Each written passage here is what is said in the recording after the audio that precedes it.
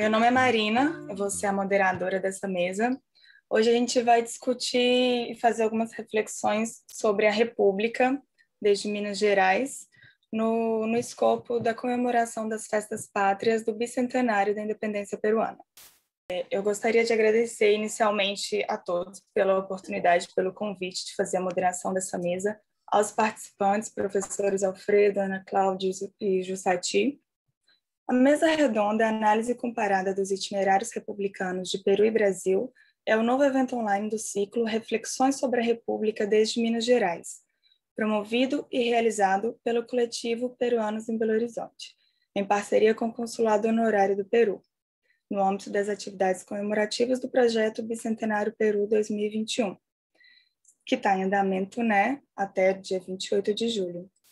Vão participar dessa conversa a professora Ana Cláudia, o professor Alfredo e o professor Jussati. Eu vou fazer a moderação. Meu nome é Marina, sou mestranda em Ciência Política. Atualmente eu faço o curso aqui em Florianópolis, na UFSC. Bom, professora Ana Cláudia, ela é licenciada e mestre em História pela Universidade Federal de Minas Gerais, professora de História da Prefeitura Municipal de Betim, com experiência em formação de professores e gestão de projetos educacionais, pesquisa memória e da história de cidades do patrimônio cultural para municípios mineiros, empresas e organizações da sociedade civil, especialmente para a FUNARB, Fundação Artístico-Cultural de Betim. Professor Alfredo Johnson Rodrigues, graduado em Pedagogia pela UENG, possui especialização em Teoria e Método em Ciências Sociais pela PUC, é mestre e doutor em Ciência Política e Ciências Humanas, ambas na UFMG. Foi coordenador acadêmico e de Educação à Distância da Faculdade Pitágoras e atua como professor adjunto na instituição Pitágoras. Desempenhou a função de supervisor do curso de espanhol no Pronatec, Paulo Betim, em 2013. É servidor público efetivo da Prefeitura Municipal de Betim e pedagogo. Autonomamente presta serviços de consultoria e assessoria nas áreas de educação e ciências humanas. Professor Jussati, também graduado em História e graduado em Letras, especialista em História e Culturas Políticas, mestre em Estudos Linguísticos, doutor em Estudos Linguísticos. Em sua tese de doutorado, analisou o discurso natural científico, histórico e literário da obra Os Sertões, de Euclides da Cunha, e publicou-a pela editora Letramento em 2019 com o título As Múltiplas Matrizes Discursivas na obra Os Sertões, de Euclides da Cunha. É professor universitário há 21 anos, tendo coordenado o Departamento de Pesquisa e Iniciação Científica do Centro Universitário Newton Paiva. Lecionou nos cursos de Relações Internacionais, tendo orientado mais de 20 trabalhos de conclusão de curso na área, além de outras áreas de letras, administração de empresas e direito. Nos últimos anos, desenvolve pesquisa sobre o estudo de ódio nas redes sociais, articulando os conceitos de pós-verdade e fake news pelo viés da análise do discurso. Atualmente, o professor Jussati também leciona Antropologia, Sociologia e Hermenêutica Jurídica no curso de Direito da Faculdade Promove. Bom, esse é um mini resumo dos participantes dessa mesa. Para que vocês e a gente possa se organizar, nós vamos seguir mais ou menos a seguinte estrutura. Eu vou já concluir a minha breve apresentação e vamos partir para a exposição dos 3 professores. Cada exposição vai durar em média de 20 minutos. As pessoas que tiverem alguma questão, crítica, pergunta, por favor, encaminhem pelo chat, que no momento oportuno, logo depois das apresentações, vou fazer a introdução, vou ler essas perguntas para a gente poder discutir todos juntos. Depois vamos fazer algumas considerações finais, tá bom? Então, muito obrigada a todos que tiraram um tempinho para participar dessas discussões. Eu tenho certeza que elas vão ser excelentes. Eu mesma separei alguns comentários aqui para a gente fazer mais tarde. E, bom, acredito que todos me acompanharam. Vamos, então, agora para a professora Ana Cláudia Gomes.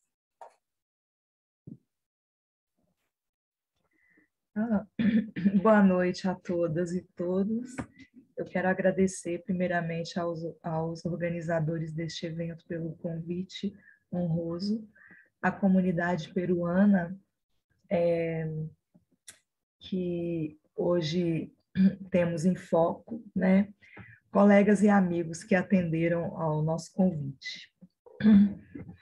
E queria começar minha fala homenageando os povos indígenas do Peru e do Brasil. O do Brasil, que foi praticamente exterminado, que teve um crescimento demográfico nas últimas décadas democráticas do Brasil e agora sofre o genocídio do coronavírus. E a sociedade peruana, a comunidade indígena peruana, que resistiu e constitui 1/3 da população, né? Então, nós temos muito a aprender com esses povos e, para isso, precisamos incluí-los em nossas repúblicas, a brasileira e a peruana. É um desafio falar sobre a República Brasileira para alguém que teve oportunidade de estudar a história do Brasil. É um período muito complexo, muito interessante, né?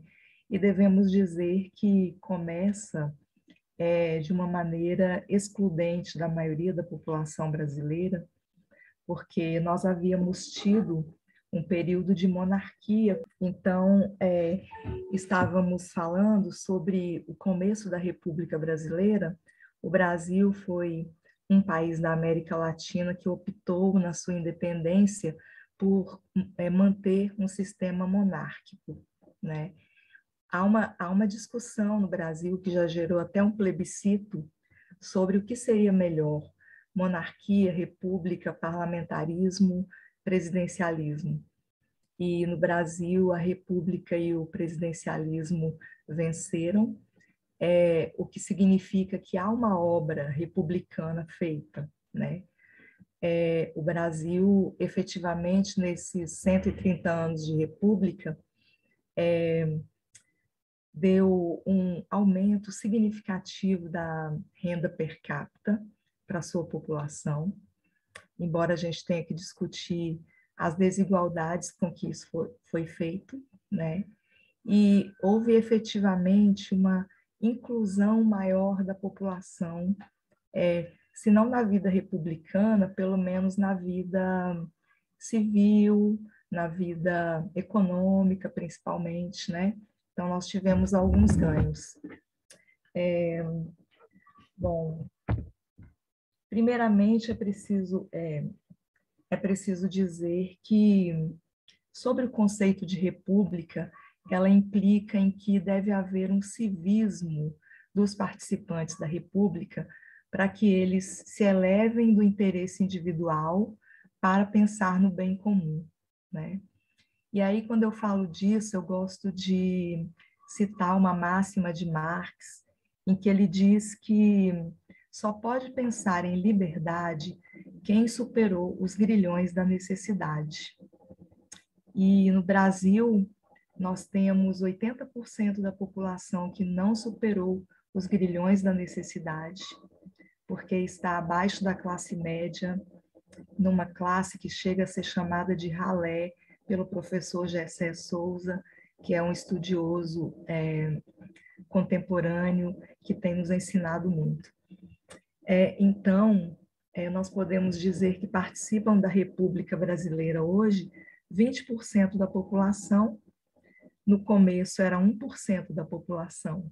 Então, houve um aumento. Porém, existe uma cooptação dentro desse grupo de cidadãos, que é 20% da população, pelas elites. Então, nós temos alguns entraves ao andamento da República no Brasil, porque é difícil ampliar o número de cidadãos. E houve várias tentativas na República de fazer isso. Recentemente, nós tivemos uma ruptura de uma tentativa de ampliar o número de cidadãos. Então, em conversa com o professor Alfredo, eu percebi que isso é uma similaridade entre o Brasil e o Peru. A dificuldade que a República tem de incluir a sua população entre os cidadãos, aqueles que chegam a ter um nível de civismo a ponto de poder pensar no bem comum, aqueles que tenham superado os grilhões da necessidade. Bom,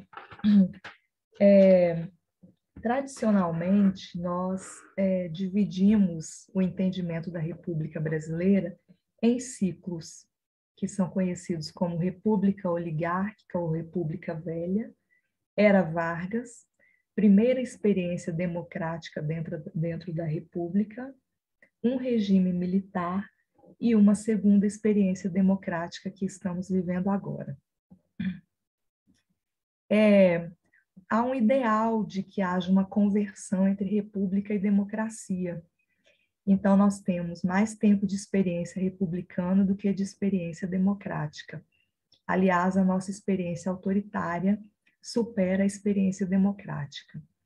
Isso implica que a população não consegue expressar as suas demandas, né, devido a essa configuração autoritária, conservadora que perpassa a maior parte da República. Mesmo assim, nós tivemos movimentos sociais em todos os períodos, e esses movimentos sociais efetivaram conquistas para a Constituição da República Brasileira, essa república tão elitista, né? Então, nós vamos falar um pouco da República Oligárquica, quais foram os seus avanços e retrocessos, né?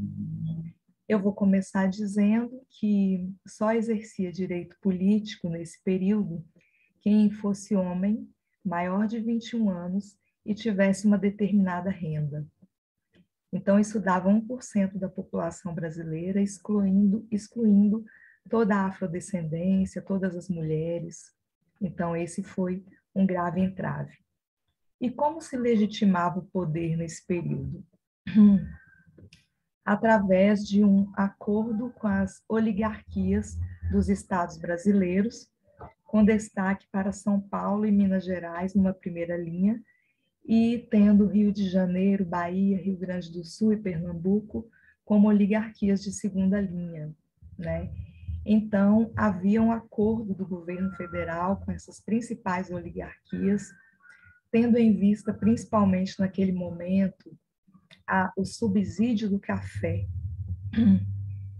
Então, o problema da República Brasileira é ela ter que atender em primeira mão os interesses dos empreendedores, das corporações, né? E por isso no Estado, no aparelho do Estado, fica super representado o grupo da nossa sociedade que pode ser chamado de capitalista, que detém os meios de produção, né? Então, nenhum período da República Brasileira conseguiu prescindir de fazer algum acordo em primeira linha com essas pessoas. Hoje, por exemplo, bancos em grande destaque, né? Bom, então, a República Oligárquica fez esse equilíbrio instável, favorecendo a cafeicultura paulista, né? Porque era o principal bem que o Brasil conseguia exportar e que, portanto, interferia na balança comercial. E aí nós tivemos essa experiência de uma república para inglês ver, alguma coisa assim. Bom, acontece que as oligarquias estaduais de segunda linha se rebelaram e levaram ao poder Getúlio Vargas, um líder gaúcho, e assim nós tivemos 15 anos de uma experiência autoritária, do ponto de vista político. Getúlio controlou as oligarquias estaduais, colocando interventores, né?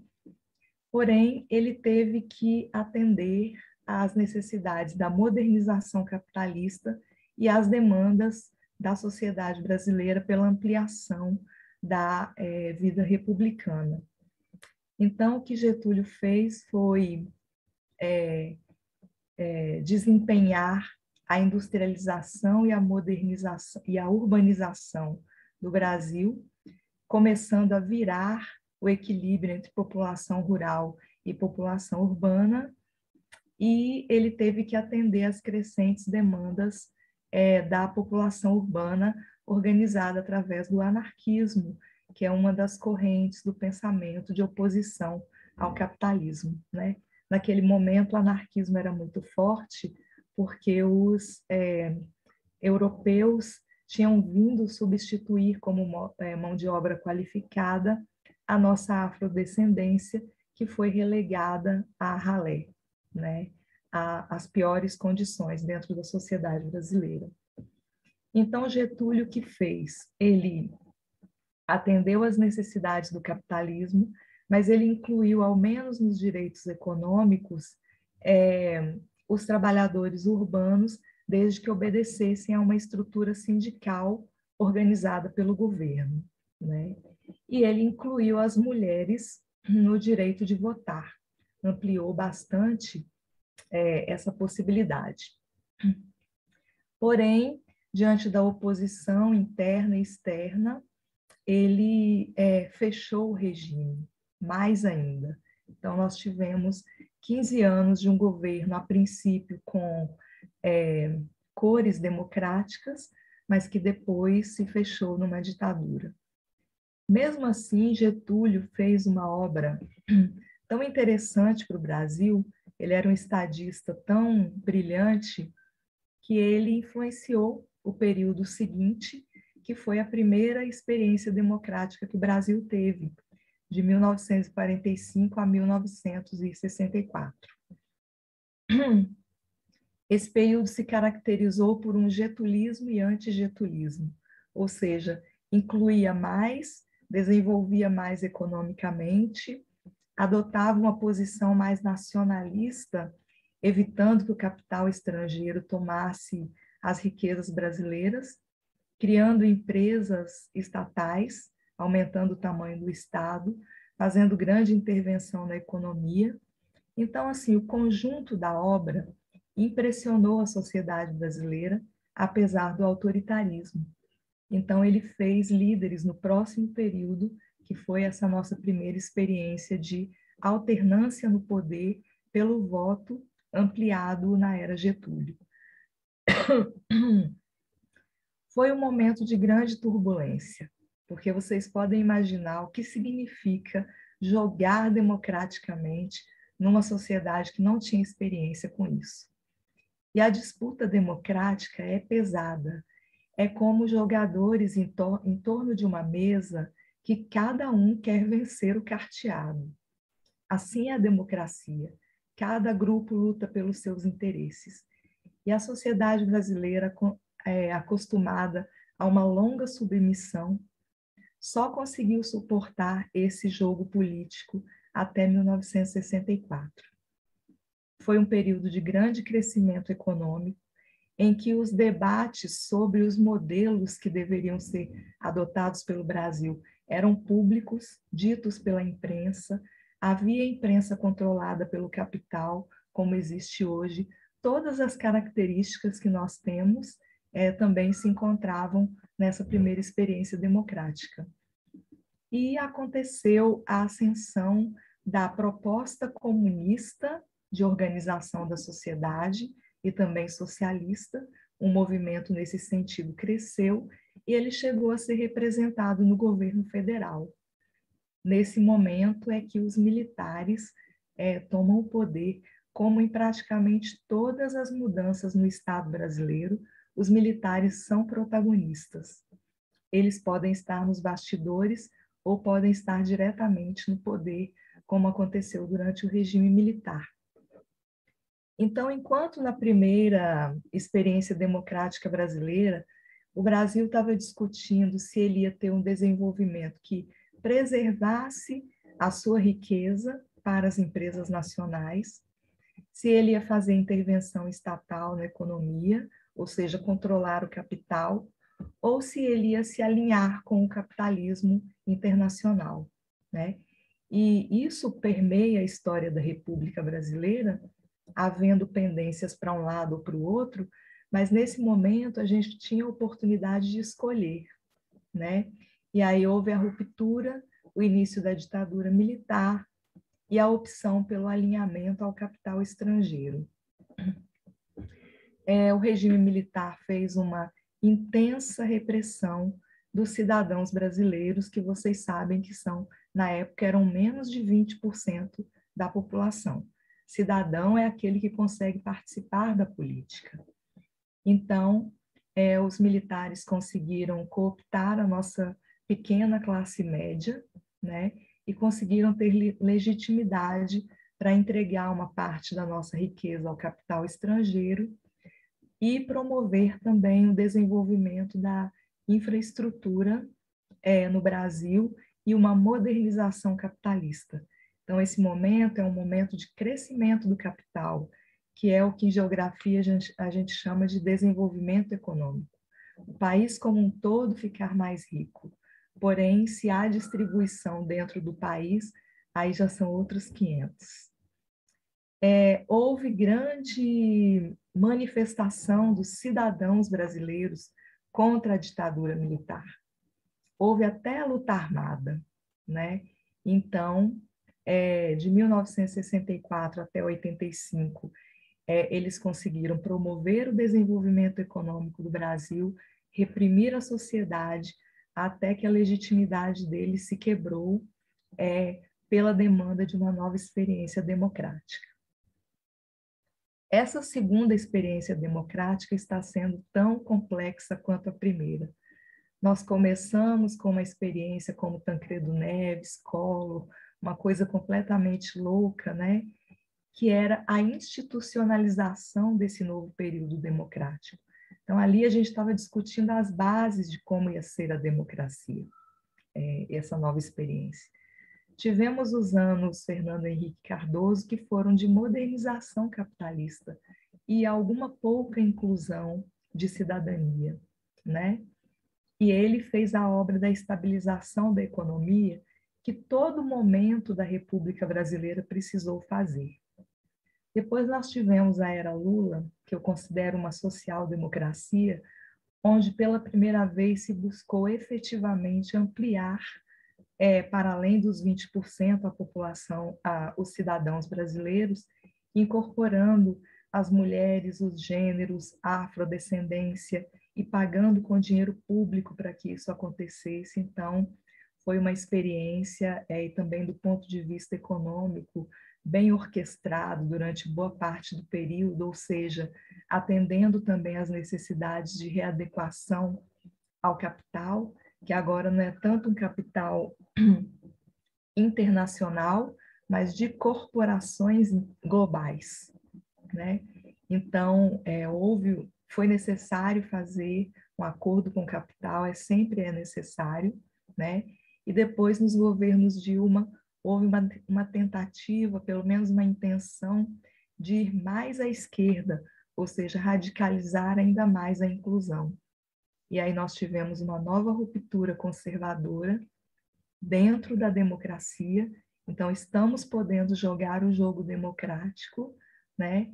Mas é evidente um alinhamento com o capital nesse momento e o uso do presidente para controlar populisticamente uma boa parte daqueles que não são cidadãos no Brasil, mas também um grupo de cidadãos pertencente à classe média. Então, estamos vivendo o jogo democrático. Esse é o otimismo da República Brasileira.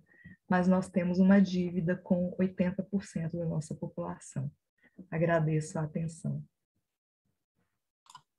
Obrigada, Ana. Rodrigo, você encaminhou uma pergunta aqui no chat ao final das exposições, que pode ser que alguém também pergunte alguma coisa que está relacionada, a gente junta e passa para Ana, tá bom? Agora, o próximo expositor, professor Alfredo, por favor.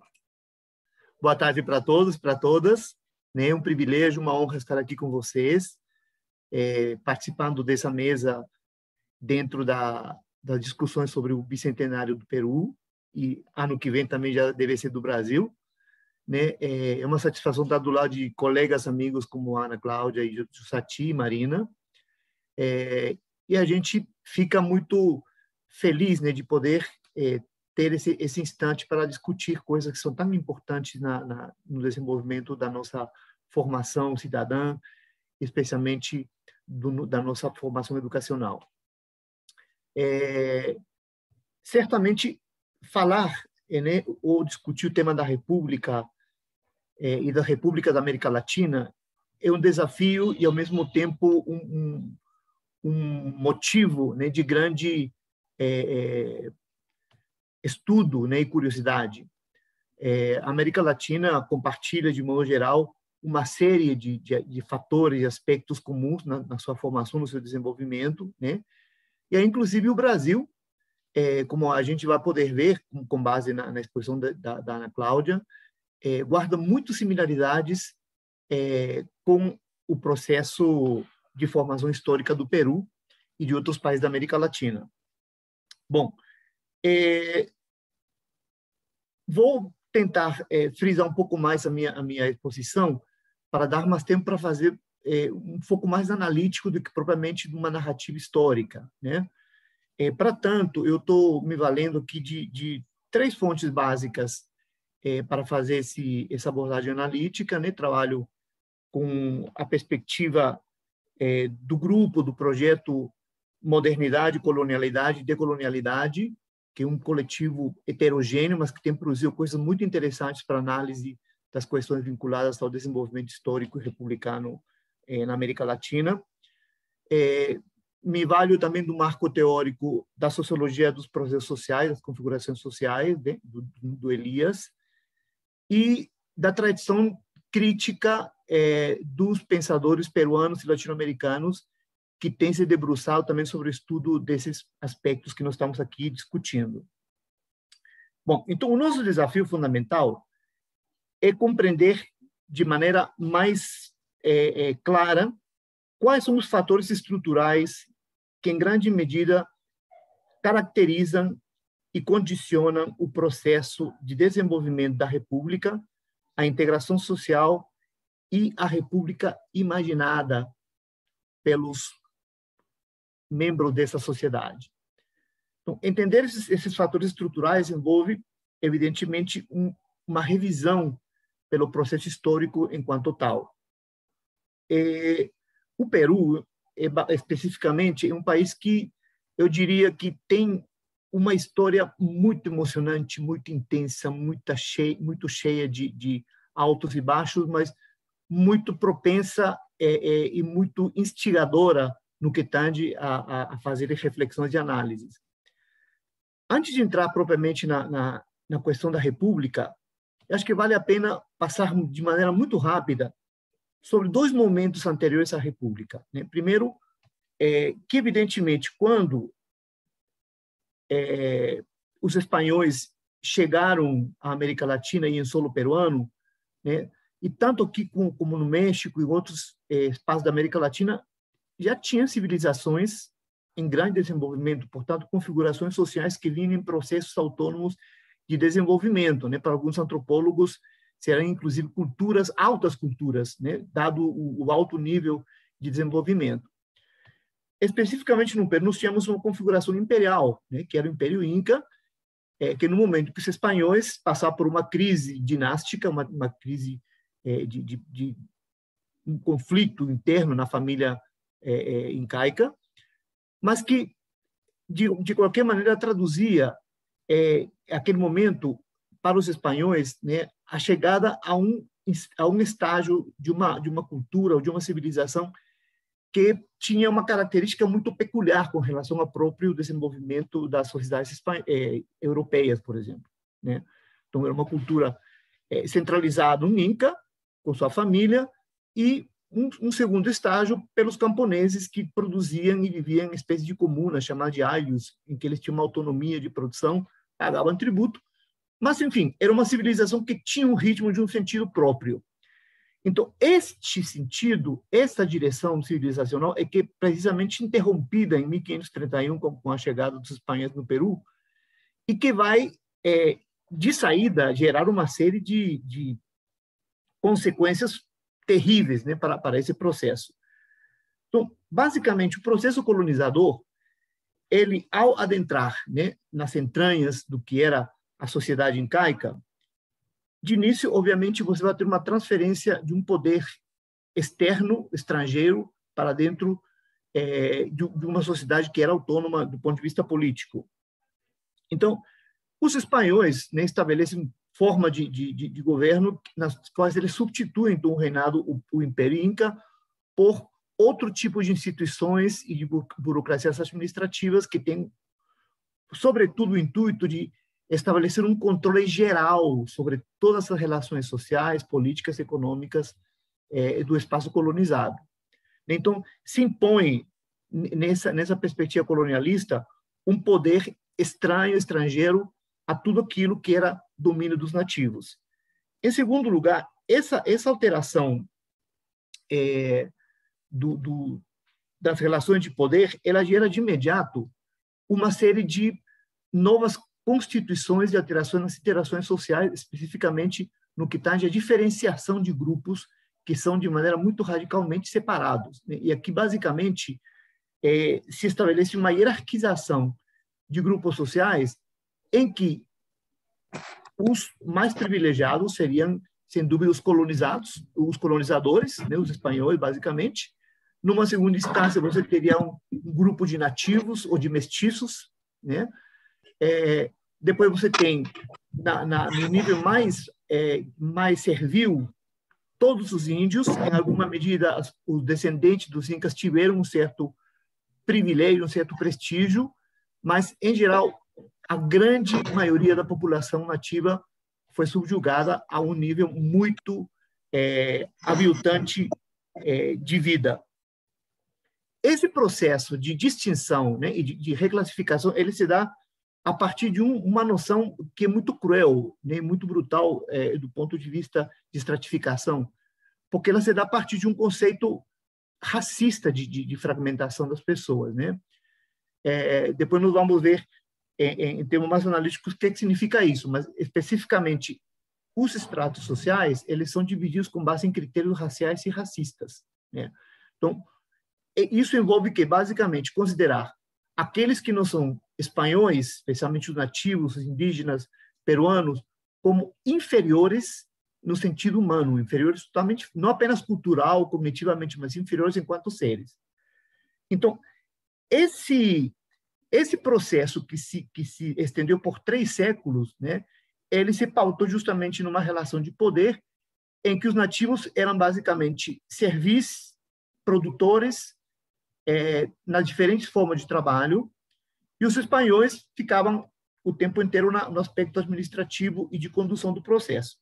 Bem, ao sairmos desse momento, a gente sai com um saldo negativo muito intenso, né? Por exemplo, nós temos uma catástrofe demográfica, ao ponto que alguns estudiosos colocam que, em alguma medida, o Império Inca tinha 9 milhões de habitantes e chegamos a 600 mil no final da colônia, né? Então, é terrível isso. Uma total destruição das formas sociais, né, pré-colombinas e dos próprios conteúdos culturais. Bom, nesse processo, evidentemente, o que podemos extrair do ponto de vista analítico, né? Primeiro, houve claro, o processo de descivilização, né, se interrompeu e se alterou totalmente o curso, a direção do processo civilizador estabelecido antes da colônia. Então, se estruturou totalmente um processo configuracional em andamento. Outro problema importante o Estado que imposto, né, que um Estado estrangeiro, ele se impõe, mas sem a legitimidade dos nativos. Então, não há um reconhecimento, evidentemente, claro e voluntário dos nativos com relação a esse Estado que se impõe. E um Estado que se impõe de uma maneira tão forte, tão intensa, em que, na verdade, acaba também monopolizando toda a possibilidade de estrutura autônoma das estruturas pessoais dos indivíduos colonizados. Mas, sobretudo, o que se extrai desse momento colonial é que, ao longo desses 3 séculos, fica um substrato, né, que está oculto por trás desses processos concretos e que vai ser transferido para o momento republicano com muita intensidade, que é o fato de que há um padrão imposto, né, através do qual se estabelece um forte processo de distinção com base numa distinção racista, uma distinção propriamente racista, né, de inferiorização dos nativos. Então, esse padrão colonial, ele se mantém, mesmo com a independência, com o andamento da República, se mantém, sobretudo, o controle, né, que se exerce sobre as diversas dimensões da vida social, o trabalho, o sexo, a cultura, né, os costumes, tudo isso se mantém quase que intacto, colonizado durante todo o processo republicano. Então, o que vamos perceber? A República e o advento da República Peruana, que se dá através do movimento de independência, ele surge como uma espécie de resposta a um momento de esgotamento já da forma de governo colonial, né? Vários fatores internos e externos à colônia fazem com que chegue um momento de esgotamento desse processo e movimentos internos vão levando a uma série de lutas, de conflitos armados, inclusive em que se clama por uma independência do país. Curioso nesse processo é que, basicamente, apesar de termos tido rebeliões internas, né, de índios e de agrupamentos camponeses durante o processo anterior à independência, a independência vai se consolidar enquanto tal por força e por ajuda de exércitos de libertação de independência externos, especialmente da Argentina, com San Martín, depois da Venezuela, com o próprio Bolívar. E, nesse processo, o que se nota é que parece que não havia, pelo menos da ótica dos nativos, uma expectativa e nem sequer uma imagem clara do que seria uma independência e para onde seria como independência, né? Se entendia que seria uma libertação do jugo espanhol, mas daí para frente qual era o projeto, né? Agora, as elites crioulas, né, que eram compostas pelos filhos de espanhóis no Peru, né, e os grandes potestados e donos de terra que permanecem durante o período de independência, eles tinham uma perspectiva de uma república, mas era uma perspectiva muito abstrata de uma república. Inclusive, havia muitas contradições, muitas ambiguidades, né? O próprio José San Martín achava que a saída da independência deveria se dar através da importação de um príncipe monárquico espanhol, né, de estirpe nobre, para governar a América Latina, o Peru. Para vocês terem uma ideia. Então, essa ideia abstrata sobre a república é que é interessante pensar aqui.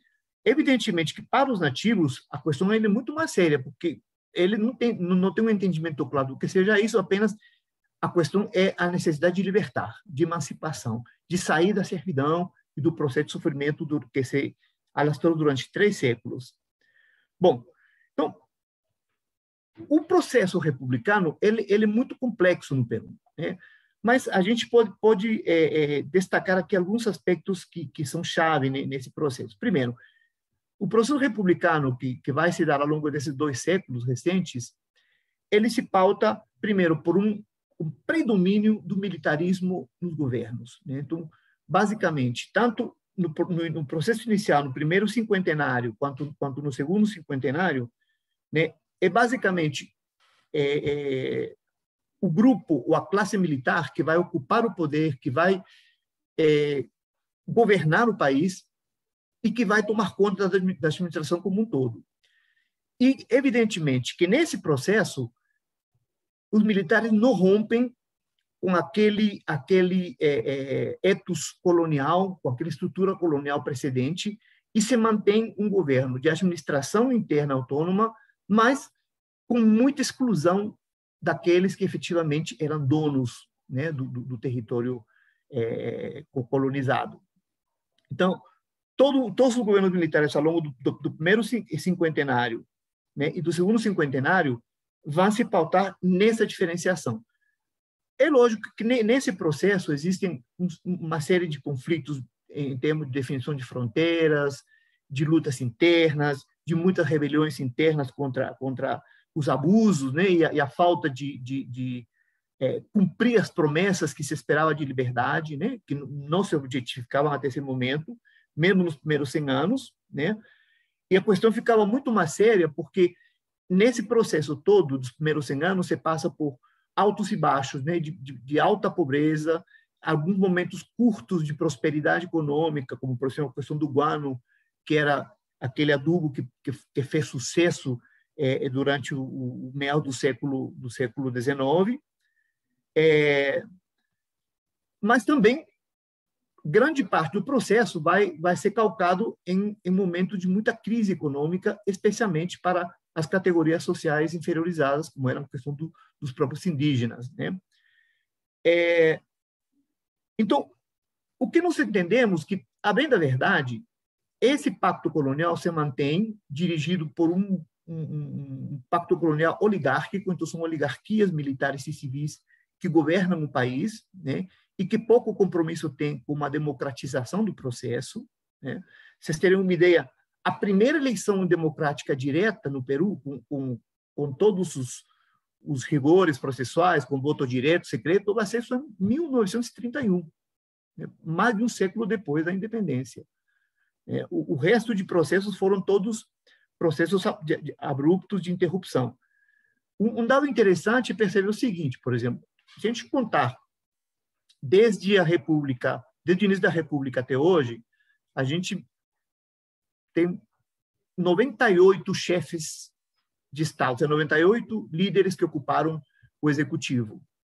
Desses 98, apenas 32 foram colocados no poder por eleição direta, ou seja, basicamente 63% dos líderes foram ou por golpe, ou por intervenção, ou de maneira indireta. Bom, então, o que nós vamos ter de interessante nesse percurso republicano? Eu diria que está muito mais vinculado ao último cinquentenário, né, entre o período de 1968 até nossos dias. Por quê? Nesse momento, nós vamos ter efetivamente alguns movimentos, né, e alguns processos que nos levam, em primeiro lugar, a uma espécie de postura de ruptura com esse velho pacto oligárquico colonial, né?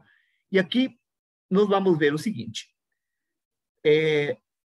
até antes de 1968, a gente vai ter a organização de grupos políticos importantes que se constituem a partir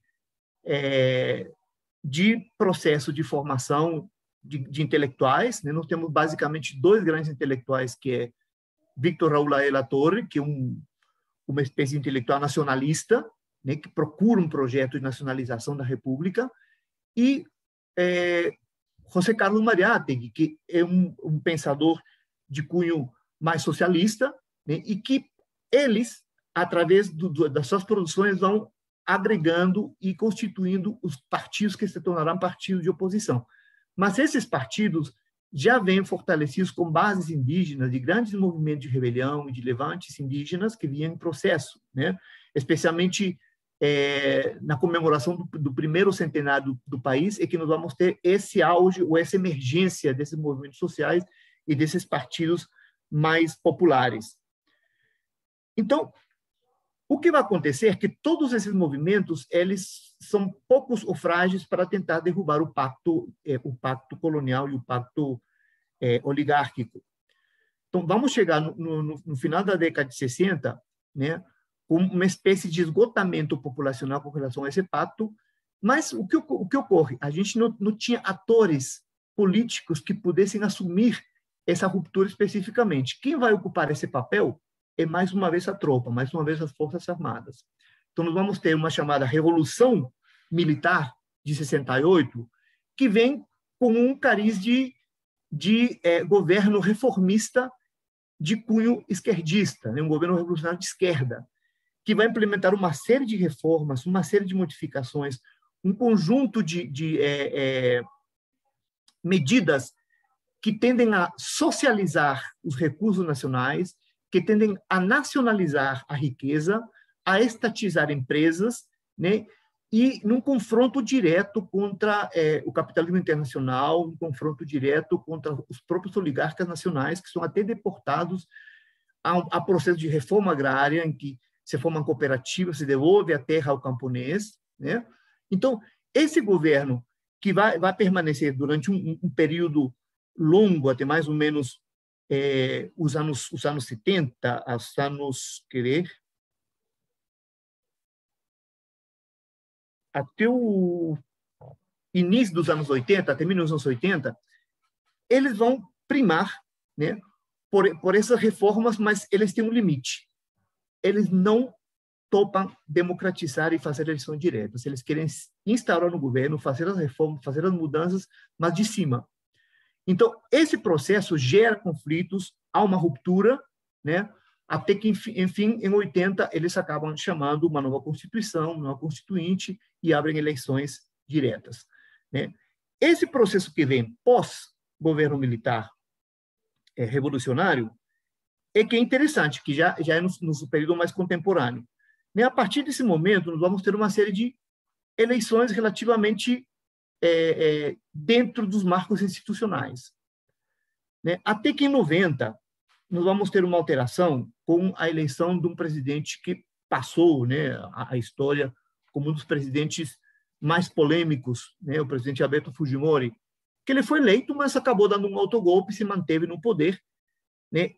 E o grande digamos, aspecto interessante na formação do governo Fujimori é que um governo que veio à tona com um projeto claramente, e que era uma novidade para o Peru, de implementação das chamadas políticas neoliberais, né? De privatização, acompanhado de diminuição do Estado, né?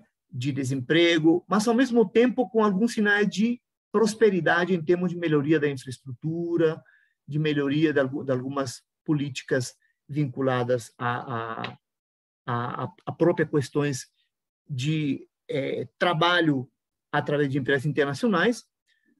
Mas há um problema sério que Fujimori enfrenta. Diante dele já havia em andamento todo um movimento de esquerda guerrilheira, que passa a ser denominado como terrorista, e que acabou sendo um problema nacional, devido à profunda violência que tinha se instaurado no governo.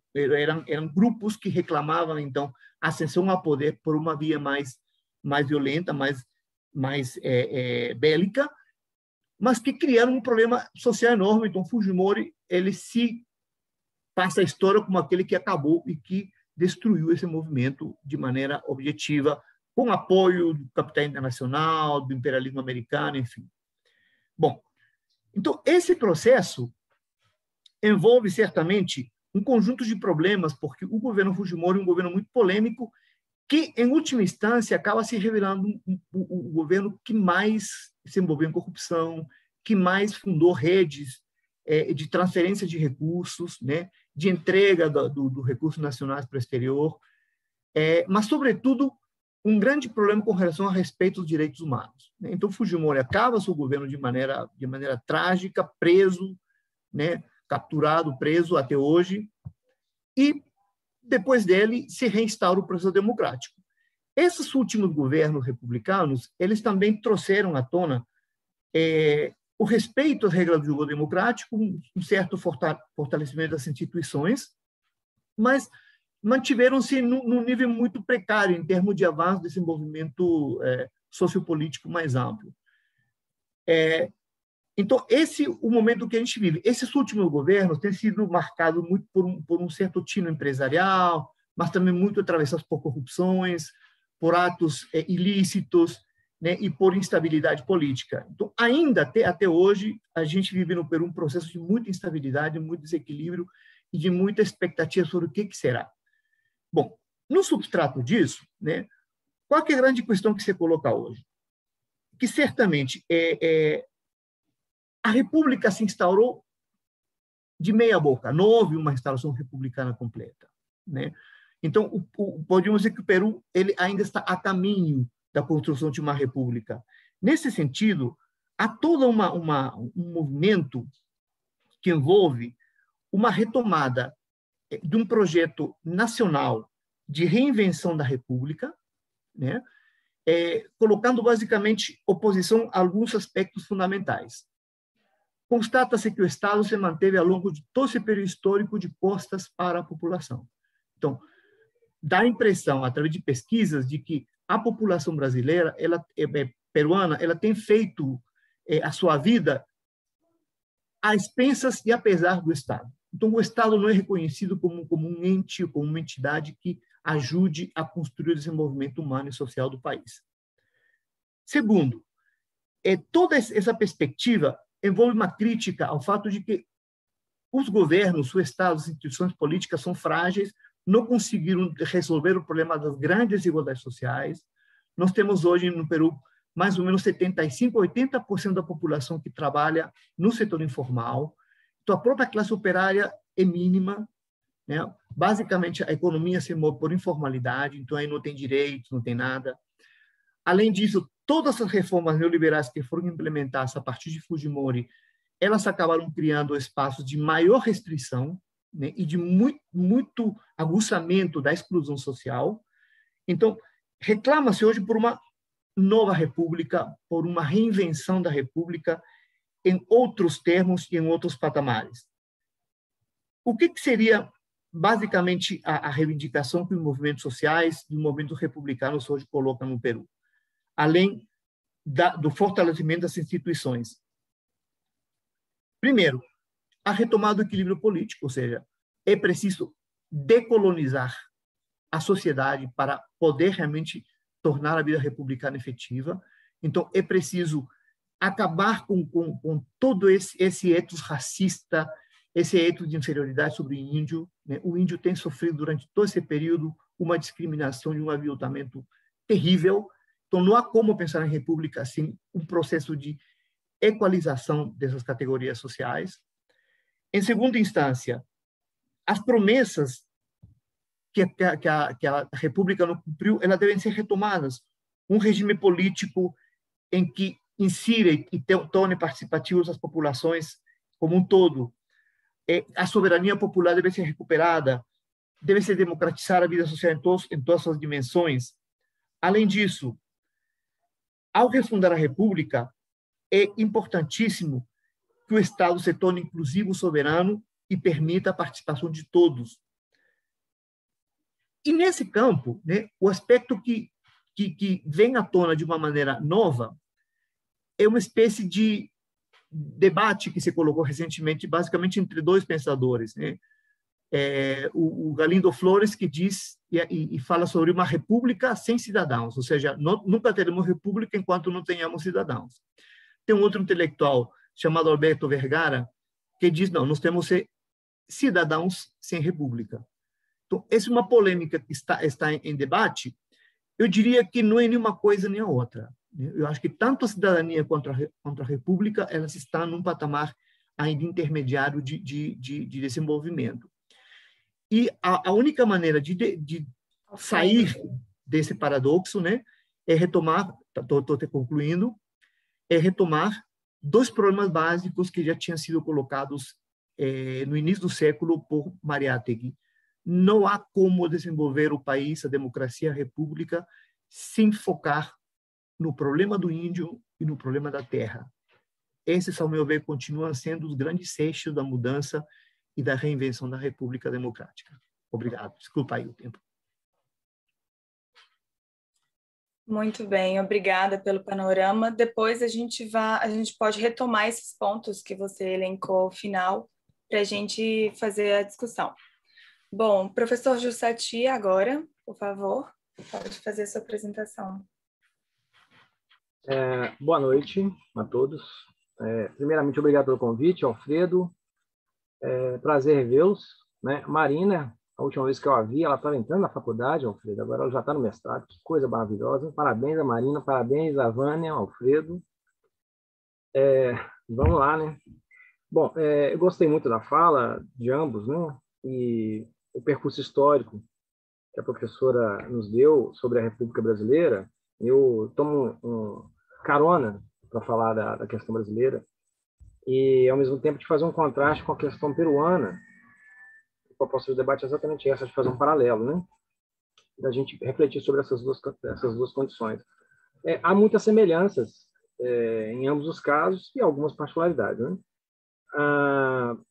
No caso brasileiro, o Alfredo mencionou que o José Martí chegou a propor que o processo de transição da independência do Peru fosse feito até por uma monarquia europeia que desse continuidade, né, ao processo de independência através de um controle político mais monárquico, devido às grandes divergências que existiam sobre que república seria essa, né, que independência seria essa.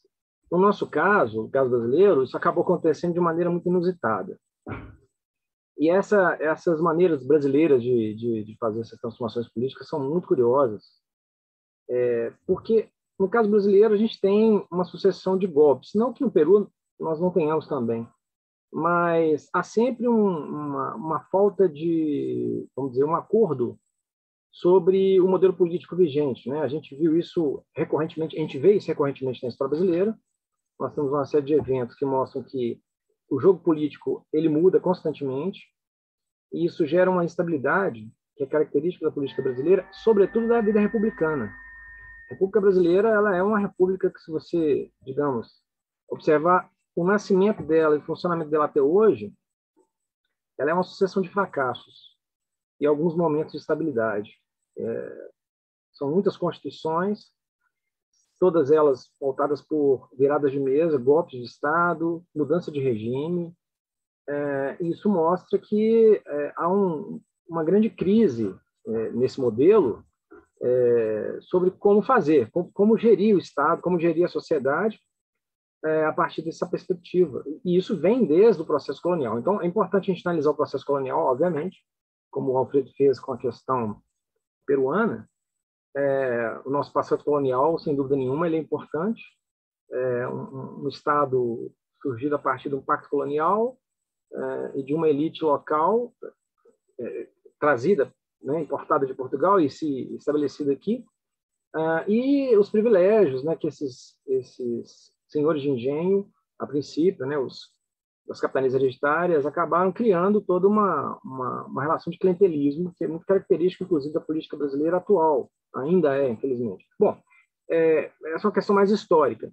Mas eu diria que, no caso brasileiro, a República, assim como no Peru, ela era o sinônimo, ou trazia como representação do que seria uma república, a esperança de uma igualdade, de mais liberdade e de democracia. A República tem esses ideais. Muito embora, na prática, isso deixa a desejar, mas o ideal é esse. E esse ideal é que alimenta a construção política desses dois países, aliás, de vários países da América Latina.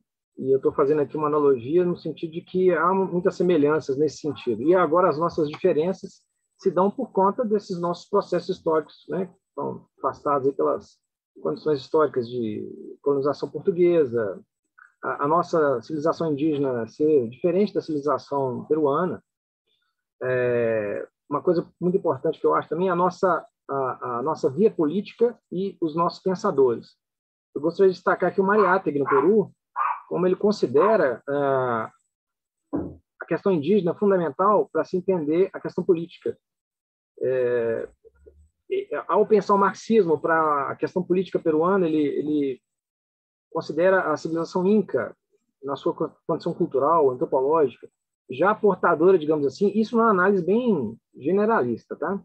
Muito embora haja algumas discussões, ele considera que ali já havia, de alguma forma, na civilização inca, na organização do trabalho, na agricultura, na sociedade, uma certa socialização, que, por sua vez, permitia a reflexão marxista por esse viés. O pensamento político brasileiro, os pensadores brasileiros, eles já pensam a condição brasileira numa formatação mais europeia. Então, a classe proletária, quer dizer, os agricultores, quer dizer, a mão de obra operária, a gente pensa sempre, ou a questão brasileira é predominantemente voltada para a Europa, num modelo importado, digamos assim. O Mariátegui já faz essa crítica, ele já vai numa questão mais, é preciso pensar o marxismo dentro de condições históricas próprias da antropologia, vamos dizer assim, da cultura peruana. Eu estou colocando isso porque já é uma crítica, né, a certa intelectualidade brasileira. A gente fica muito de costas para a América Latina e mais de frente para a Europa e os Estados Unidos. Isso é uma primeira condição. O que revela também um traço cultural brasileiro. A gente tem uma admiração muito grande por esse elemento do primeiro mundo. Então, há um certo preconceito, né, que se reflete também nas pesquisas. Vou dar um exemplo aqui. Há pouco tempo, né, mediante projeto de lei, nós passamos a ter a educação africana, de cultura matriz africana e indígena no currículo, de forma obrigatória. Graças à nossa brilhante Constituição de 88 e depois implementada nos governos mais recentes. Ou seja, isso para a gente refletir sobre a nossa condição identitária brasileira e resgatar um pouco dela para pensar o país daí para frente, vamos dizer assim. Então, a questão indígena no Brasil já é diferente. Quer dizer, se o indígena tem uma participação importante na formação cultural e étnica do Peru, no Brasil também há. A questão que diferencia é que a gente, digamos assim, apagou essa memória e, ao mesmo tempo, isolou os índios em territórios, né? São as terras indígenas, que agora sofrem com esse governo e que nem isso a gente pode garantir, né? Mais pela Constituição, enfim, pelas tentativas de desconstrução desse direito, né, dos indígenas brasileiros. Bom, visto essas diferenças, a gente tem que pensar também, além da questão cultural, que a nossa república ela surge no Brasil mediante a substituição por um governo monárquico. Então, a gente tem uma monarquia brasileira.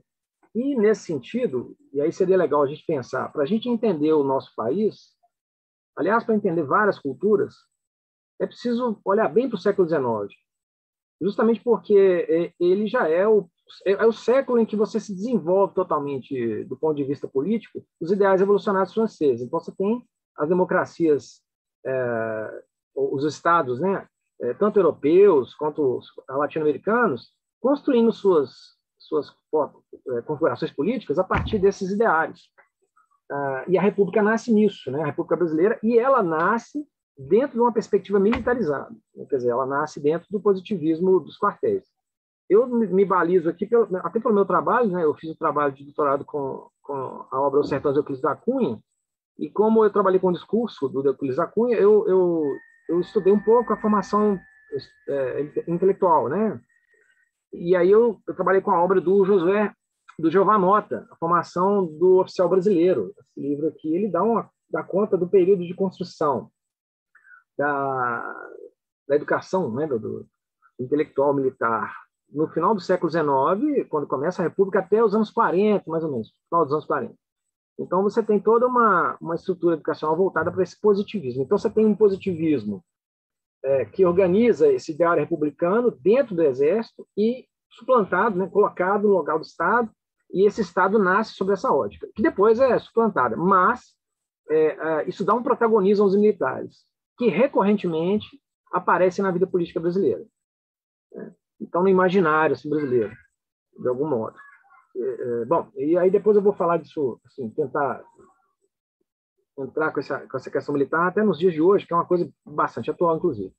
Bom, no caso brasileiro, a questão do militar e da participação política, ou seja, do ideário republicano, da liberdade, da igualdade e da democracia, segue o mesmo itinerário, né? Esses ideais, eles ficam a desejar na prática política. A prática política brasileira, pegando um conceito aí de cultura política, vamos dizer assim, o modo operacional, o modus operandi, né? Então, você tem uma Constituição que garante os valores e princípios democráticos consagrados na Revolução Francesa, os marcos civilizatórios, mas a prática política, ela faz os seus arranjos, né? A professora mencionou aí a República dos Coronéis. Então, a República dos Coronéis foi o modo da organização das oligarquias, lá da monarquia, período monárquico, que sobreviveram à República, quer dizer, sobreviveram não, né? Elas continuam. Como vai ser o arranjo político nesse novo modelo?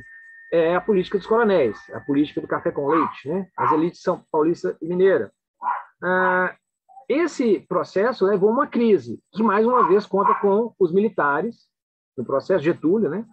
Os militares tomam de assalto o Estado e aí nós temos que fazer um novo pacto. Então, o Pacto Capital-Trabalho que ele conseguiu fazer foi basicamente construído com essa perspectiva militarizada. Então, a gente tem esse problema. E aí, os processos que seguiram depois sempre tem uma espécie de um desacordo, né, dessa forma de fazer política. Tanto que o período de Getúlio, de 30 até 45, você tem uma série de viradas de mesa com relação ao Estado Novo, ao Plano Cohen, e, posteriormente, com o fim da Segunda Guerra, uma tentativa de restabelecer um processo de liberalização da economia e da política. Eu vou falar da liberalização mais no final de novo. Bom, o fato é que JK, ele, no período posterior, tentou, o governo dele foi basicamente se sustentou através da tentativa exitosa de evitar um golpe militar. Ele conseguiu fazer isso. Só que o governo seguinte, com aquela bagunça toda de ano quadros, com a renúncia, e o governo João Goulart, você já tem uma outra crise que se instaura com o golpe de 64. No período anterior, você tem a emenda do parlamentarismo, ou seja, para tirar poderes de João Goulart, né, o Congresso apoia, juntamente com os militares, e a figura de Tancredo Neves é importante, para mudar o regime político naquele momento. Quando o João Goulart consegue reverter o processo pelo plebiscito do presidencialismo, ele volta a ter poderes, um ano depois você tem um golpe militar. E isso durou 21 anos, temos a nova república. Então, olha só, nós estamos falando de quase um século, né? Nós deu um salto gigante, quase um século. A gente tem uma instabilidade total. A instabilidade é o tema, a regra, né, desse processo. A nova república, que brilhantemente fez uma constituição com os marcos civilizatórios ali todos expressos, né? E a nossa construção da nova república vem galgando. E nessa nova república de 88 para cá, 85, né, mas 88 com a Constituição, nós já tivemos 2 impeachments, né? Ou seja, 2 momentos em que há uma crise institucional. E eu diria que o arranjo político construído, sobretudo na era FHC, pós-impeachment de Collor e governo Itamar, é o que a gente chama de presidencialismo de coalizão, que é, ou seja, a tradução desse processo político é que o Congresso, o presidente, o executivo, ele tem que negociar muito bem com o Congresso e Senado, né, e com os partidos que compõem, que explodiu isso, né, a gente tem um monte de partido, negociar essa questão política a partir desse acordo, em que você busca ter pelo menos uma boa parcela desses dois, bicameral, né, dessas 2 câmaras legislativas, para que você tenha governabilidade. Toda vez que há uma crise institucional aí, então você tem um problema de legitimidade e a possibilidade de impeachment cresce. É claro que, obviamente, também quando você tem problema de corrupção, crise, alguma ação legal que possa justificar o impeachment. Mas, enfim, o impeachment seria o quê? Uma quebra da regra institucional, né, dos princípios constitucionais, de transparência, né, enfim. A questão popular nesse aspecto é que é complicada, porque ao longo desse processo a gente pode considerar que tivemos ganhos, né? A população passou a ter mais participação política, traduzida na possibilidade de votar. Agora, os movimentos sociais brasileiros, eles são, e sempre foram, e continuam sendo, de alguma forma, criminalizados. Pega o Euclides da Cunha, né? Os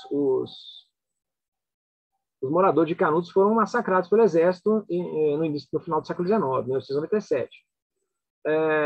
Em vários momentos históricos brasileiros, os movimentos sociais são criminalizados. Nós temos inúmeros casos recentes, né, de movimentos. Mais recentemente, uma manifestação pelo impeachment do presidente Jair Bolsonaro terminou com 2 homens que perderam a visão, uma manifestação pacífica. Quer dizer, agora a gente tem até uma radicalização disso. Se você é contra o governo, você é contra o país. É uma confusão entre governo, Estado, nação, que se fazia também na ditadura militar. E, nesse sentido, parece que nós estamos voltando. Parece que se a gente fechar o olho, a gente voltou no tempo. Né? Nós estamos discutindo coisas dos anos 70. Ou estamos vivendo questões dos anos 70, o que é muito estranho. E eu trabalho também, minhas pesquisas, com o discurso de ódio. E aí vejo também muito disso no trabalho de Gessé Souza, quando ele fala a professora mencionou aí, né, a ralé brasileira. Quer dizer, a participação popular brasileira, como dizia lá o Zé Murilo de Carvalho, nos Bestializados, o povo parece que fica meio apático, mas eu diria que a classe social que tem o poder ou pelo menos a possibilidade de colocar em pauta questões importantes, é a classe média. No entanto, é o povo que faz isso, é claro, né? A classe média, às vezes, ela fica navegando nessa cultura aristocrática que nós temos do passado colonial, e eu volto no século XIX, que é essa, né? Eu não sou a ralé, eu sou da corte, né? Então, você tem esse pensamento permeando ainda, né? Eu até comecei a palestra aqui dando os parabéns ao Alfredo e à Marina. É a questão familista, né? Que o Roberto da Mata menciona e o Sérgio Buarque. Nós somos familistas, ou seja, as relações. Eu quebrei o protocolo aqui, falando, Alfredo, parabéns, Marina e tal. Isso é uma coisa do brasileiro, que é uma coisa, nesse exemplo que eu dei, positiva. Mas na vida pública é um problema. Né? Quem estuda sociologia sabe o que eu estou falando. É a confusão da vida privada com a vida pública. é difícil construir democracia com essa ética do jeitinho brasileiro, com a ética do... Né? E eu vejo uma diferença radical em relação ao caso peruano, porque essa construção da identidade peruana passa muito pela questão da etnia indígena e da cultura indígena. Aqui, no nosso caso, basicamente foi apagada, né? Nós temos um problema aí de questão cultural. Nós não nos sentimos índios, né? Eu tenho conhecidos, por exemplo, que ele descobriu que ele é descendente, lá, sei lá quantas gerações, que ele é descendente de judeu. Pois o cara se amarrou em Israel agora, né? O cara quer morar em Israel, acha mal barato. Eu acho legal ele se encontrar assim, mas você não vê as pessoas fazendo o mesmo por descobrirem, por óbvio que seja, que nós temos o nosso sangue indígena e negro circulando às vezes. Até eu que sou meio branquinho aqui, ó, eu tenho, minha avó é índia, eu tenho negros na família. Então, assim, ainda que isso não apareça na minha característica física, isso, eu sou nordestino, mas aparece de outras formas, enfim. Isso está no nosso DNA, mas aí nem por isso eu falo assim, vou lá para o Alto Xingu, vou visitar os meus antepassados. As pessoas não têm... Há uma certa... uma vergonha de pertencer. Esse é um problema de identidade que perpassa a nossa noção de cidadania. Por quê? Nós não achamos interessante ou relevante, classe média, sobretudo, e o povo, que os índios, por exemplo, e as minorias, que o Gessé chama de ralé, né, os negros, todos estão associados a uma subcategoria social que não tem direitos ou que não merece atenção. Isso fica difícil de colocar numa pauta pública, né? Muito embora ela seja um valor universal. Então, eu vejo um pouco dessas coincidências. E o caso brasileiro é singular nesse sentido, em relação ao peruano. E a própria historiografia brasileira, ela deixou muito de lado. Quando eu fiz graduação, nos anos 90, na graduação em História, pouco estudamos sobre a questão africana. Pouca bibliografia, ou quase nenhuma, sobre isso. Então, havia um vácuo ali. Isso começou uma discussão naquela época que levou, na primeira década do ano 2000, a um aumento na produção nesse sentido, para nos dar conta sobre um passado africano indígena que fosse diferente daquele contado nos livros, que é apenas a mão de obra para a mineração ou a cana-de-açúcar, enfim, ou o café, e trouxesse outros elementos, que Gilberto Freire exaltou muito bem no trabalho dele, sobre a contribuição, mas que saísse dessa área de folclore apenas, né? Bom, para finalizar, eu acho que eu já falei muito, eu não sei se o meu tempo já estourou, mas... Está quase, mas pode finalizar. Eu queria finalizar para colocar uma questão. Uma outra perspectiva que se coloca muito desafiadora, eu achei legal, interessante o que o Alfredo falou, né? Que a questão indígena lá é importantíssima, sem a questão da inclusão do indígena e da terra no Peru, esse processo de implementação dos ideais republicanos e, portanto, democráticos, universais, de liberdade e igualdade, vai ficar mais complexo. No caso brasileiro, a questão indígena é importante, sim. A gente tem agora um problema com a questão da terra, né? Mas, ao mesmo tempo, a questão das minorias sociais, a inclusão delas, aí que eu quero mencionar a CUFA, Confederação das Favelas, né? Esqueci o nome, Central Única das Favelas, é um movimento interessante que surge nesse contexto, né? Porque a favela é esquecida, eles surgem como uma organização poderosa, eu digo poderosa no sentido da mobilização. Começa a ter visibilidade, eu acho muito interessante. Os movimentos indígenas, vejam vocês, continuam lutando pelo direito da terra, mas assim é um direito, né? Como eu falei com vocês, né? A gente confia nos índios nas suas reservas e não discute outras questões que promoveriam inserção. No caso brasileiro, eu diria que isso tem a ver não só com o nosso direito de votar, né? Aqui o voto é obrigatório, até porque eu acho que a gente não, num dado momento, se discutia muito se devia acabar com a obrigatoriedade do voto, porque no passado não tão distante, a abstenção é muito grande, né? As pessoas não reconhecem a importância disso, né? E da questão política, há um desinteresse pela política também, o que é perigoso. E aí, nesse contexto, a questão do neoliberalismo ela se coloca de maneira muito, muito perigosa, nesse contexto cultural e político, porque nós fazemos, por exemplo, vou mencionar aqui a questão do identitarismo. O identitarismo, que ele de certa forma, ele quebra um pouco, fragmenta, não que eu seja contra, né? mas ele fragmenta a nossa unidade. Nós somos trabalhadores, né? Somos brasileiros. Então, há uma quebra, porque são várias narrativas que não se englobam. Acho que a esquerda tem um papel importante nisso, porque ela, em tese, poderia englobar essas narrativas para uma mobilização maior. Acho que a grande mobilização hoje é pela vida, contra as mortes decorrentes da má gestão da pandemia, né? É uma luta importante. E a questão social, a inclusão. Nós temos a reforma trabalhista que prometia aumentar empregos, privatizações, quer dizer, nós temos uma liberalização da cultura, uma individualização. Isso é muito perigoso, muito temerário que a gente tenha essa prática, né? As pessoas estão muito individualistas e a gente precisa de unidade. Então, precisamos de uma discussão que envolva assim, qual é o papel do Estado, qual é o papel da sociedade, quem somos nós brasileiros. Uma reflexão que se faz importantíssima, sempre foi importante e hoje mais do que nunca. Eu encerraria aqui agradecendo a participação.